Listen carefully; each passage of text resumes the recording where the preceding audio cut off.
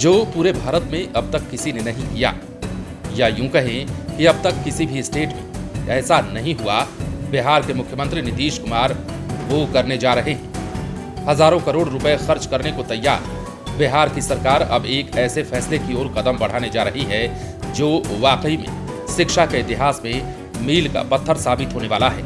ऐसा लगता है बिहार की शिक्षा व्यवस्था को हर हाल में नीतीश कुमार और विभाग सुधारने और विकसित करने की ओर अग्रसर है। ऐसे में हम इस वीडियो में नीतीश कुमार के उस संभावित फैसले की बात करेंगे जो अपने आप में एक नया रिकॉर्ड कायम कर देगा। और ये सब कुछ किसके लिए हो रहा है आपको पता है? ये हो रहा है बिहार के शिक्षकों के लिए।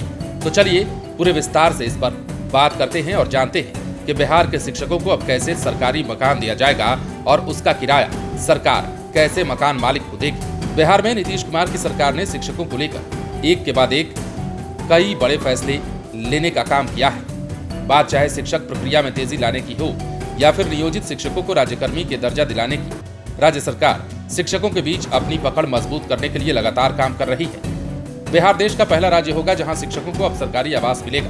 बिहार में अब शिक्षकों को HRA देने के बदले सरकार सीधा मकान मालिक को भुगतान करेगी। सरकार पंचायत से लेकर प्रखंड और जिला मुख्यालय तक लीज पर मकान लेगी और इन्हीं आवासों को शिक्षकों को अलॉट करेगी।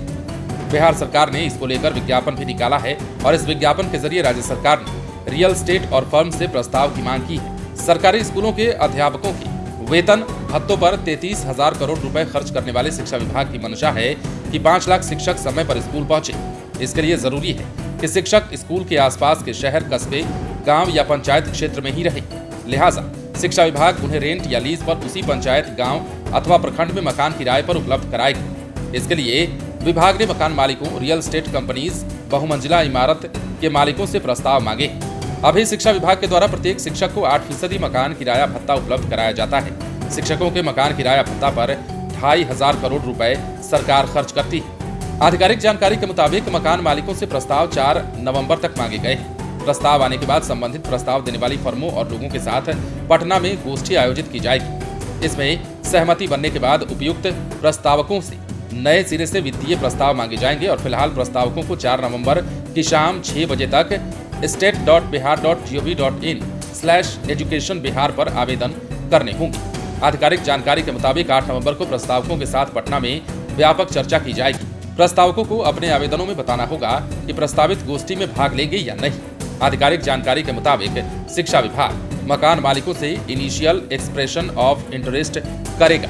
इसके अलावा शिक्षा विभाग ने दूरस्थ क्षेत्रों में शिक्षकों को मकान दिलाने के 2 मॉडल तय किए हैं। मॉडल 1, पहले से बने मकानों के मकान मालिक प्रस्ताव दें, विभाग फौरी तौर पर उन मकानों को लीज या किराए पर हासिल कर लेगी। मॉडल 2, इसके अलावा रियल एस्टेट कंपनीज और अन्य फर्म या व्यक्तियों से भी प्रस्ताव मांगे गए हैं जो जिला मुख्यालय, अनुमंडल मुख्यालय और प्रखंड मुख्यालयों पर बहुमंजिली इमारतें बनाएं। वहां शिक्षकों को किराए पर मकान दिलाए जा सके। ये बहुमंजिली इमारतें निजी कंपनियां अपने खर्च पर बनाएंगी। शिक्षा विभाग इन्हीं दीर्घकालीन लीज पर लेगा। प्रत्येक माह इसका किराया भी विभाग के द्वारा ही या फिर यूं कहें कि सरकार के द्वारा ही दिया जाएगा। यह भी जान लेना जरूरी है कि शिक्षा विभाग की मंशा की वजह शिक्षकों के मकान किराए भत्ते के रूप में सालाना 2,500 करोड़ खर्च करने के बाद भी शिक्षक जिला मुख्यालयों से ही स्कूल पहुंच रहे हैं ये है। इसमें उनका कीमती समय खर्च होता है। कई बार स्कूल देरी से पहुंचते हैं, स्कूल जल्दी छोड़ देते हैं। चूंकि सरकार का पूरा फोकस स्कूल में अवधि पढ़ाई करना है, इसलिए विभाग चाहता है कि शिक्षक स्कूल में पूरा समय दें और हाल ही में 1 लाख से अधिक शिक्षकों को दूरस्थ क्षेत्र में पदस्थ करना है। शिक्षा विभाग का फोकस है कि वो दूरस्थ क्षेत्र में ही रहे और वैसे में पढ़ाई भी बाधित नहीं होगी। बहरहाल नीतीश कुमार वो काम करने जा रहे हैं जो देश में पहली बार होगा और वाकई शिक्षा के क्षेत्र में ये एक सरकार का बड़ा कदम होगा। बने रहें लाइव सिटीज के साथ।